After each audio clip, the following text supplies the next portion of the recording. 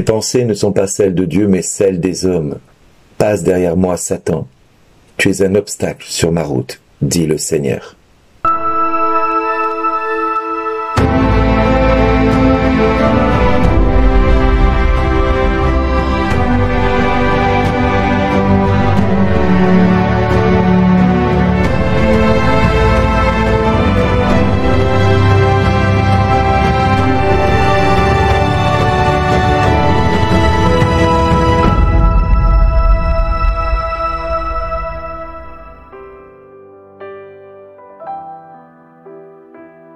Bonjour les amis.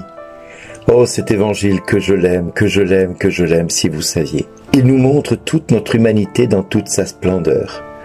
Il nous montre nos vies. Il nous montre ce de quoi nous sommes capables. Il nous montre profondément la sottise que l'homme est capable d'avoir dans sa vie et les merveilleuses choses qu'il est capable aussi de réaliser. Nous avons là l'exemple type de l'être humain dans toute sa splendeur. Pierre, qui va déclarer quelque chose de fou. Et Jésus qui va lui dire, « Heureux es-tu, fils de Jonas, Simon. Ce n'est pas la chair et le sang qui t'ont révélé cela, mais c'est mon Père qui est aux cieux. » Et dans le même temps, ce même Jésus qui a félicité Pierre d'avoir fait une déclaration exemplaire, lui dire, « Passe derrière moi, Satan. Tu es un obstacle à ma route, tes pensées ne sont pas celles de Dieu, mais celles des hommes. » Et les évangélistes nous montrent toute cette humanité que les apôtres ont été dans leur croissance spirituelle avec le Christ. Ils vont nous manifester à maintes reprises ce que l'homme est capable de faire. Tout est son contraire. Ils sont capables des merveilleuses choses comme des pires. Et cela va continuer pendant plus de 2000 ans. Et pendant plus de 2000 ans, nous allons voir dans l'Église des choses grandioses, merveilleuses, puissantes. La première Église où personne ne manquait de rien et tout le monde mettait tout en commun, mieux que le communisme réuni depuis des décennies. Oui, les premiers chrétiens étaient capables de tout mettre en commun pour que personne ne manque de rien. Serons-nous capables de le vivre à nouveau, cela? Je ne sais pas. Mais pourquoi pas, si Dieu le veut? Il n'en demeure pas moins que nous avons eu aussi dans l'histoire de l'Église des saints François, des saints Augustin, des hommes qui ont tout quitté pour suivre le Christ. Nous avons eu aussi dans l'histoire de l'Église des personnes qui nous ont scandalisés. Pourtant, ils avaient bien commencé. Jean Vanier, avec l'arche de Jean Vanier auprès des personnes handicapées. L'abbé Pierre, qui avait très bien commencé avec les chiffonniers d'Emmaüs. Et malheureusement, voilà, l'homme est l'homme dans toute sa splendeur. Et depuis des siècles, l'Église commet tout et son contraire. D'abord, on a accepté que les prêtres se marient, puis ensuite on leur a interdit de se marier. Ensuite, on a dit aux femmes qui voulaient rester avec leur mari qui était prêtre, eh bien, si vous restez avec votre mari, on va vous brûler vif parce que vous êtes une tentatrice. Et donc, il y a eu les chasses aux sorcières, il y a eu la chasse aussi aux protestants, qui s'est rebellé à un moment donné contre l'Église et contre la fausseté et l'hypocrisie de l'Église, qui était capable de faire tout et son contraire aussi. Et nous avons vu des œuvres magnifiques, comme des œuvres comme Mère Teresa, qui a fait des choses grandioses. Nous avons eu aussi Cabrini, qui ressort aujourd'hui dans l'histoire avec ce magnifique film que je vous invite à regarder, à acheter, à vous procurer. Cette femme qui a créé le nombre de dispensaires incroyables au monde, le nombre d'orphelinats, de maisons de retraite, des hôpitaux pour prendre soin des malades, les léproseries qui ont été mises en place par l'Église. Nous avons aussi l'enseignement qui est venu dans l'histoire du monde grâce à l'Église. Oui, l'Église a fait des choses merveilleuses et puis elle a fait des choses atroces avec, par exemple, la conquête de l'Amérique par les Espagnols et les Portugais, où les Indiens, soit tu crois, soit tu passes par le fil de l'épée, et nous avons eu tout et son contraire à maintes reprises. Et nous-mêmes, aujourd'hui, moi le premier, pendant un temps, je disais Dieu n'existe pas. Et quelque temps plus tard, je disais Dieu existe. Dieu ne guérit pas, mais Dieu guérit puisqu'il m'a guéri moi-même. Et nous avons tous, à un moment donné, fait ce volte-face, allant dans un sens ou dans l'autre. Le pire, c'est quand nous commençons par Dieu et que nous finissons par les actions du diable. J'aimerais nous rappeler cette phrase merveilleuse du psaume. Le Seigneur est lent à la colère et plein d'amour. Sa miséricorde est infinie.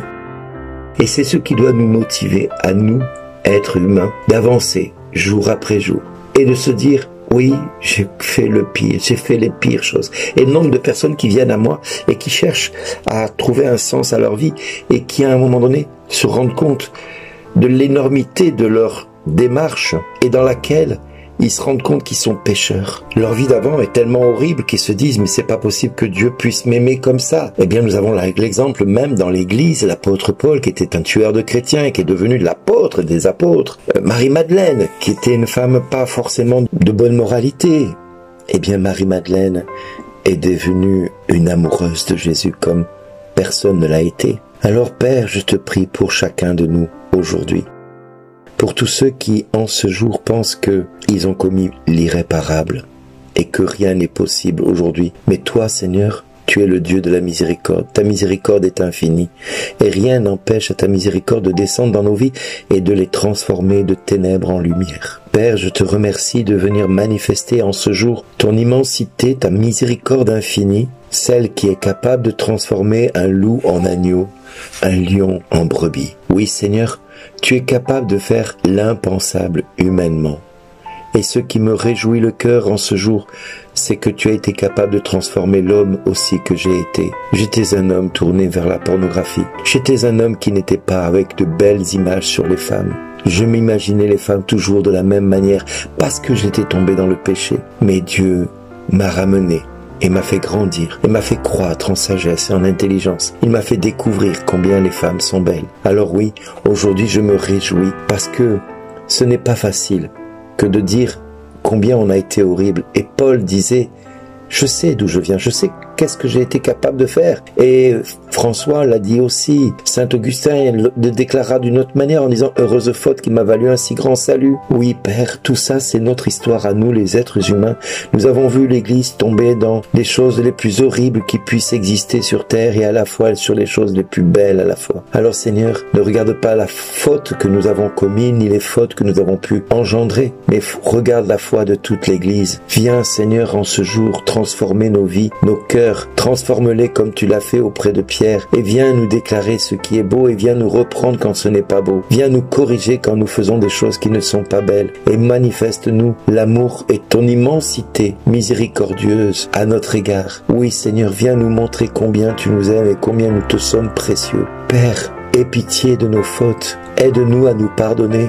Puisque toi tu nous pardonnes, aide-nous à choisir de nous pardonner. Aide-nous à choisir la vie et la bénédiction, et non la mort et la malédiction. À ceux qui t'ont rencontré, permets que jamais ils ne tombent plus bas que ce qu'ils ont été avant de te rencontrer. Non, éloigne de leur vie toute tentation, tout péché, et fais-les grandir dans la sainteté, fais-les grandir dans la beauté de ton nom, de ton amour à leur égard. Et merci Père, merci de ce que tu vas faire, merci de ce que tu vas engendrer dans nos vies. Merci Seigneur, parce que je sais combien tu es beau, combien tu es bon à notre égard.